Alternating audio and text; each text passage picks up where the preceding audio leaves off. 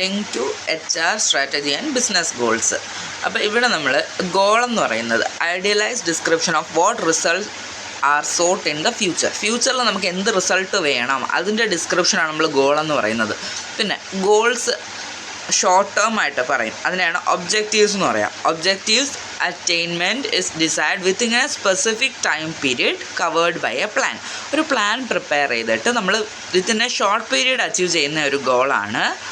They are quantified objective expressed in a specific dimension. ഇത് നമ്മൾ quantify ചെയ്തിട്ട് express ചെയ്തിരിക്കും നമ്പേഴ്സിൽ. ഇത് എത്രയാണ്, നമുക്ക് എത്ര അച്ചീവ് ചെയ്യണം, എത്ര സെയിൽസ് വേണം, അങ്ങനെ. They are usually very specific and concrete. അത് സ്പെസിഫിക് ആയിരിക്കും, കോൺക്രീറ്റ് ആയിരിക്കും. നമുക്ക് കറക്റ്റായിട്ട് അത് പറഞ്ഞിട്ടുണ്ടാവും, അവർ കറക്റ്റ് ഡിസ്ക്രിപ്ഷൻ പറഞ്ഞിട്ടുണ്ടാവും.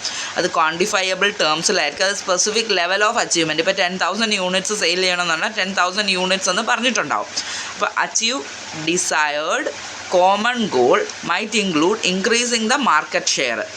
അപ്പം മാർക്കറ്റ് ഷെയർ ഇൻക്രീസ് ചെയ്യുക, improve in the performance or improve in the customer satisfaction. ഒന്നുകിൽ മാർക്കറ്റ് ഷെയർ കൂട്ടുക, അല്ലെങ്കിൽ നമ്മുടെ പെർഫോമൻസ് ഇമ്പ്രൂവ് ചെയ്യുക, അല്ലെങ്കിൽ കസ്റ്റമർ സാറ്റിസ്ഫാക്ഷൻ കൂട്ടുക. ഇതൊക്കെ ആയിരിക്കും നമ്മുടെ ഷോർട്ട് ടേം ഗോൾസ് ആയിട്ട് നമ്മൾ വെച്ചിരിക്കുക. ഇനി പറയുന്നത് സ്ട്രാറ്റജി എന്ന് പറയുന്നത് അത് നമ്മളെ ലോങ് ടേം പർപ്പസാണ്. ഞങ്ങളെ ലോങ് ടേം പർപ്പസ് ഒബ്ജക്റ്റീവ്സിനെയാണ് നമ്മൾ സ്ട്രാറ്റജി എന്ന് പറയുക. ആൻഡ് എൻ്റർപ്രൈസ്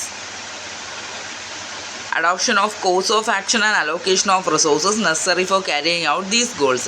അപ്പോൾ അത് ലോങ് ടേമിൽ നമ്മൾ എന്ത് കോഴ്സ് ഓഫ് ആക്ഷൻ എടുക്കണം, എത്ര റിസോഴ്സ് അലോക്കേറ്റ് ചെയ്ത് കൊടുക്കണം നമ്മുടെ ഗോൾസ് അച്ചീവ് ചെയ്യാൻ വേണ്ടിയിട്ട്. അപ്പോൾ അതിനെയാണ് നമ്മൾ സ്ട്രാറ്റജീസ് എന്ന് പറയുന്നത്. അതെപ്പോഴും ലോങ് ടേം ആയിരിക്കും. ഇനി ദസ് ഗോൾസ്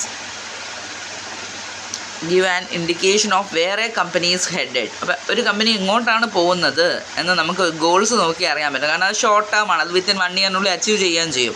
ഇനി സ്ട്രാറ്റജീസ് ആണെങ്കിലോ, how the company is going to get their goals align with the company's mission. കമ്പനിയുടെ ലോങ് ടേം മിഷനുമായിട്ട് അവർ ഈ ഗോൾ എങ്ങനെ അലൈൻ ചെയ്ത് കൊണ്ടുപോകും എന്ന് നമുക്ക് പറഞ്ഞു തരുന്നതാണ് സ്ട്രാറ്റജി. നമ്മുടെ വിഷനും വാല്യൂസും ഇത് നമ്മളെ ഗോളുമായിട്ട് കറക്റ്റായിട്ട് അലൈൻ ചെയ്ത് പോവുകയാണെങ്കിൽ നമുക്ക് നമുക്ക് സക്സസ്ഫുള്ളായിട്ട് അച്ചീവ് ചെയ്യാൻ പറ്റും. നമുക്ക് ഒബ്ജക്റ്റീവ്സും നമ്മുടെ ലോങ് ടേം സ്ട്രാറ്റജീസും എല്ലാം നമുക്ക് അച്ചീവ് ചെയ്യാനായിട്ട് പറ്റും, നമ്മുടെ വിഷനും വാല്യൂസും നമ്മൾ അലൈൻ ചെയ്ത് കൊണ്ടുപോവുകയാണെന്നുണ്ടെങ്കിൽ. ഇനി once goals and objectives are developed. ഒരിക്കൽ നമ്മളിപ്പോൾ ഗോളും ഒബ്ജക്റ്റീവും എല്ലാം ഡെവലപ്പ് ചെയ്ത് വെച്ചു. നമുക്ക് അറിയാം ഗോളെന്ന് പറയുന്ന ഷോർട്ട് ടേം ഗോൾസിനെയാണ് നമ്മൾ ഒബ്ജക്റ്റീവ്സ് എന്ന് പറയുക. അപ്പോൾ ലോങ് ടേം ആയിട്ട് വരുന്ന ഗോൾസാണ് നമ്മുടെ സ്ട്രാറ്റജീസ്. അപ്പോൾ രണ്ടിനെ നമ്മൾ ഡെവലപ്പ് ചെയ്ത് കഴിഞ്ഞാൽ അടുത്ത സ്റ്റെപ്പ് എന്ന് പറയുന്നത് reach out A new market segment or might involve development of A new product or service. ഒരു പുതിയ മാർക്കറ്റ് സെഗ്മെൻറ്റ് കണ്ടെത്തുക. അല്ലാന്നുണ്ടെങ്കിൽ നമ്മൾ എന്താ ചെയ്യാൻ പോകുന്നത്, ഒരു പുതിയ പ്രോഡക്റ്റോ സർവീസോ കണ്ടുപിടിക്കും. അപ്പോൾ ഇതാണ് നമ്മൾ മെയിനായിട്ട് ചെയ്യുന്നത്. അല്ലെങ്കിൽ പ്രൈസ് ചേഞ്ച് വരുത്തും. അപ്പോൾ നമുക്ക് ഏതാണോ നമ്മുടെ പ്രോഡക്റ്റിന് ആപ്റ്റ് ആയിട്ടുള്ളത് അത് നമ്മൾ ചെയ്യണം. ഇനി the following focus is needed in HRD effort strategically to achieve the business goals which are beat these challenges. അപ്പം ഇപ്പോൾ HRD എഫേർട്ട് നമ്മൾ എന്തൊക്കെ HRD എഫേർട്ട് ഇട്ടാൽ നമ്മുടെ ലോങ് ടേം സ്ട്രാറ്റജിക് ചലഞ്ചസ് നമുക്ക് കവറപ്പ് ചെയ്യാൻ പറ്റും. ആദ്യത്തത് business excellence including profitability and other outcomes the organisation is expected to achieve. ആദ്യം നമ്മൾ പറയുന്നത് ബിസിനസ് എക്സലൻസ് ആണ്. അതിൽ പ്രോഫിറ്റബിലിറ്റി വരും, ഓർഗനൈസേഷൻ്റെ എക്സ്പെക്റ്റഡ് അച്ചീവ്മെൻറ്റ്സ് എല്ലാം വരും. അതിനകത്ത് ആദ്യത്തെ internal operational efficiency. Within the organisation എന്തോരം എഫിഷ്യൻ്റ് ആയിട്ടാണ് ആൾക്കാർ വർക്ക് ചെയ്യുന്നത്. ഇൻറ്റേർണൽ കസ്റ്റമർ സാറ്റിസ്ഫാക്ഷൻ, അതായത് കസ്റ്റമർ സർവീസ് എത്ര നന്നായിട്ടാണ് നമ്മൾ പ്രൊവൈഡ് ചെയ്യുന്നത്, അതാണ് ഇൻറ്റേർണൽ കസ്റ്റമർ സാറ്റിസ്ഫാക്ഷൻ. പിന്നെ എക്സ്റ്റേണൽ കസ്റ്റമർ സാറ്റിസ്ഫാക്ഷൻ, നമുക്കിപ്പോൾ പുറത്ത് പോയി സർവീസ് ചെയ്ത് കൊടുക്കണം എന്നുള്ള രീതിയിലുള്ളതാണെങ്കിൽ അവിടെയാണ് എക്സ്റ്റേണൽ കസ്റ്റമർ സാറ്റിസ്ഫാക്ഷൻ നോക്കുന്നത്. അപ്പോൾ നമ്മുടെ എംപ്ലോയീസ് അവിടെ കസ്റ്റമറിൻ്റെ പ്ലേസിൽ ചെന്നിട്ട് അവർ സാധനങ്ങൾ സർവീസ് ചെയ്ത് കൊടുക്കുന്നത്. ഇനി എംപ്ലോയി മോട്ടിവേഷൻ ആൻഡ് കമ്മിറ്റ്മെൻറ്റ്. എംപ്ലോയീസിന് നമ്മളെ മോട്ടിവേറ്റ് ചെയ്യണം, അവർ നമ്മളെ കമ്പനിയോടും കൂടുതൽ കമ്മിറ്റഡ് ആയിട്ട് വർക്ക് ചെയ്യണം.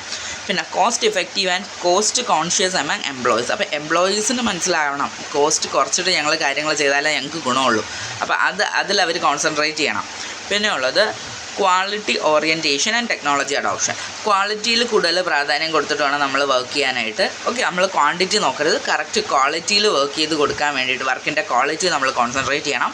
പിന്നെ ടെക്നോളജി അഡോപ്റ്റ് ചെയ്യണം. നമ്മൾ മാനുവലി ചെയ്യുന്നതിനേക്കാളും ടെക്നോളജിയുടെ ഹെൽപ്പോടുകൂടി ചെയ്യുന്ന കാര്യങ്ങൾ കുറച്ചുകൂടെ ബെറ്റർ ആയിരിക്കും. അതുകൊണ്ട് നമ്മൾ ടെക്നോളജി അഡോപ്റ്റ് ചെയ്ത് കാര്യങ്ങൾ ചെയ്യാൻ വേണ്ടിയിട്ട് നോക്കണം. HRD system should focus on above dimensions and these focal points may be taken as strategic focal points. അപ്പോൾ HRD സിസ്റ്റം നമ്മൾ എന്ത് ചെയ്യണമെന്ന് വെച്ചാൽ ഈ പറയുന്ന എല്ലാ ഡയമെൻഷൻസും നോക്കിയിട്ട് വേണം ചെയ്യാൻ. അപ്പോൾ ഇവിടെ നമുക്ക് ഒരു സ്ട്രാറ്റജിക് ഫോക്കൽ പോയിൻ്റ്, അതായത് സ്ട്രാറ്റജിയിൽ നമ്മൾ ശ്രദ്ധിക്കേണ്ട മെയിൻ കാര്യങ്ങളായിട്ട് ഈ 8 കാര്യങ്ങളെ നമുക്ക് പറയാം. The HR system and HR strategies adopted have to be conformative with the business goal. നമ്മുടെ ബിസിനസ് ഗോൾ എന്താണോ അതുമായിട്ട് അലൈൻ ചെയ്തിട്ട് വേണം നമ്മുടെ HR സ്ട്രാറ്റജീസ് എപ്പോഴും നമ്മൾ പ്രിപ്പയർ ചെയ്യാൻ വേണ്ടിയിട്ട്. ഓക്കെ.